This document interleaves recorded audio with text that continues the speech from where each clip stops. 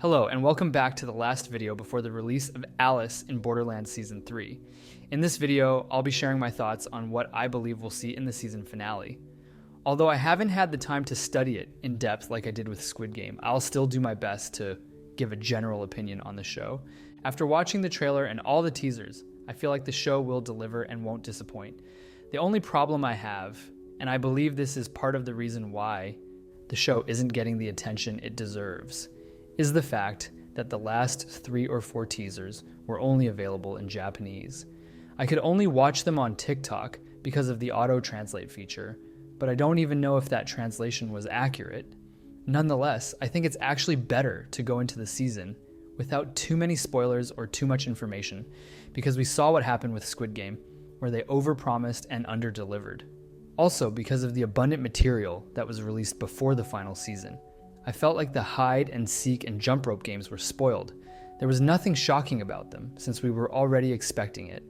For episode 1, I believe we'll see the aftermath of the meteor incident, with Ryuji approaching the main characters. He explains that he has experience and is studying these phenomena, and then asks for their help. I think Arisu will refuse, but Usagi might be more willing to help him. I believe this could be connected to her father, and maybe she becomes convinced that the same thing that happened to her father has happening with them. Perhaps in the end, Ryuji and Usagi will enter the Borderland together. From the trailer, we know that Arisu's reason for entering the Borderland is to help Usagi, and that Anne is the one assisting him. However, I don't think Anne will actually join him in the Borderland. I think her role in Season 3 will be minimal, limited to providing Arisu with information about the Borderland. In the next few episodes, we'll see the games unfolding. Usagi and Ryuji will team up to clear challenges, while Arisu plays separately as he searches for her. I believe Arisu will have an early encounter with Banda, or perhaps Banda will appear to him in a dream while he's still in the real world. Banda would then invite him to a game and reveal that Usagi is already in the Borderland.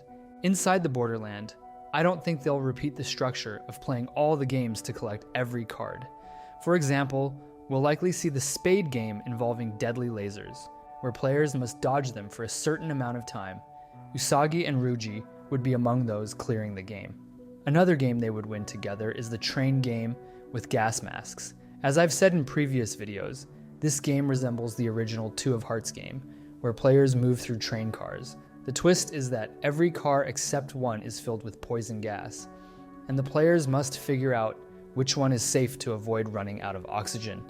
I think this game will be a diamond. Another game I strongly believe Usagi will clear is another spade game, which is the one we saw her falling from. It requires players to climb cranes and reach the top of a building to press the finish button. If one player succeeds, everyone is marked safe. I think this sequence showing Usagi is from this game. I also believe that particular shot reveals an important detail about the Borderland. From the spin-off, we know the Borderland takes the shape of the people trapped inside it. This new version doesn't resemble the one we saw in Seasons 1 and 2, which means the people shaping this version have created it in a completely different way. This could explain why we'll see new games. Each version of the Borderland has its own unique set of challenges. That way, it doesn't feel repetitive and also deepens the story. It could even parallel real life, showing how people shape their environment differently. Just as people affect ecosystems in various ways, this mirrors what's happening in today's world. As for Arisu, we know from the trailer that he'll play the 3 of Clubs game from the manga, Good Fortune, Bad Fortune.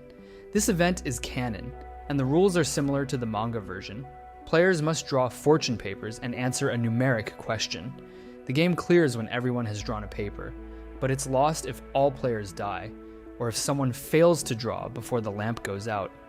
The real danger comes from answering incorrectly. The penalty is a volley of arrows, fired based on the difference between the correct answer and the player's guess. At first, it may not seem like much, but since the numbers are in the millions, imagine 1,000,000 arrows coming at you. Good luck surviving that. This game is most likely a diamond, though it could also be a club. Besides Arisu, another survivor will be the Mafia guy. Another game I think Arisu will clear is the one set in the mall, which involves players walking around with time bomb explosives. I believe this will be a club game, since it requires teamwork. Aside from Arisu, another survivor will be the blue-haired girl. One more game I believe we'll see in the season finale is the classic Old Maid game. After watching the latest Ryuji teaser, I think this game will unfold like this. Players will sit around a table, each receiving 2 cards. They'll play multiple rounds, and at the end of each round, the player left holding the Joker will be eliminated. Once someone is eliminated, a new player takes their place. The cards are reshuffled, and the game continues. Ryuji would be the one to clear this game, and I think it will be a heart game. Another new game we'll see, and trust me, I have absolutely no idea how this one will unfold, is the one set in a game lab. From what I've gathered, it may involve playing cards, and it seems like holding cards at the end of a round could be a criterion for elimination. I'm not sure if this is connected to the zombie card or not, but what's certain is that it looks like one of the more unique setups of the season. One other game involves the painted card we saw in the trailer, the shotgun card. From the way the sequences are cut together, it looks like 3 separate moments are connected, with a randomly moving camera triggering someone's death. Initially, I speculated that when the shotgun card is played, a random person would be killed. But after thinking about it more, that doesn't really fit the Alice in Borderland style. This is one of the big differences between Alice in Borderland and Squid Game. Randomness isn't really part of the system here. These games are always built on strict logic, with every outcome tied to a specific action. So I don't think luck will decide this one. Instead, the survivors will come down to skill and strategy, and I believe the Mafia guy will be one of them. Another game we'll likely see before the finale is the one set inside an elevator, which will be cleared by the blue-haired girl. I think this is also a heart game, but based on the information available, I don't believe it will be the 4 of hearts. Maybe the challenge is choosing the right floor at the right time.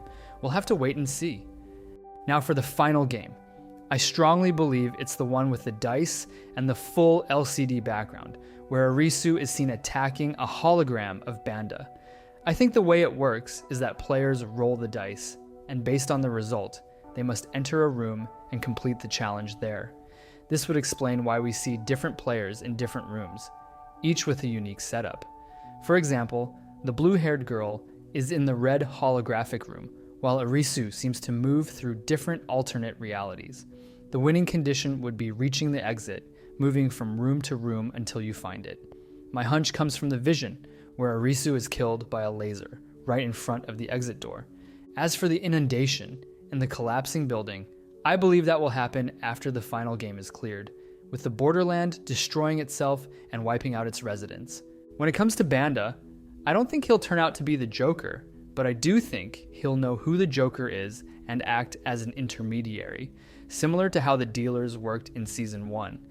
Banda and Yaba will likely present the final game and ensure that the players have the hardest possible chance at clearing it.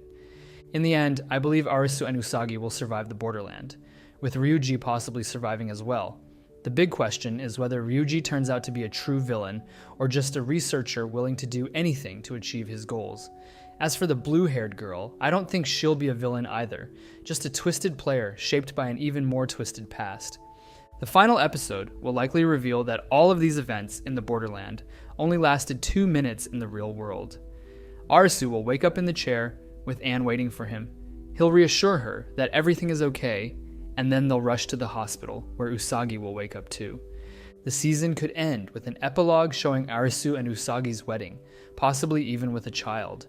There may also be one last hint pointing to the Borderland's continued existence, because it would never truly disappear. People will always be given another chance at life, but this time, it's no longer Arisu and Usagi's problem. I don't think this would necessarily set up a spin-off, but it would be a fitting conclusion. The Borderland has existed for centuries, and it will continue to exist, reshaped by each new group of people who enter it together. So, in broad strokes, this is what I think could happen in the Season 3 finale. I'm excited to see what twisted games Arisu will be forced to face this time, and I know I'll be on the edge of my seat, rooting for him and Usagi.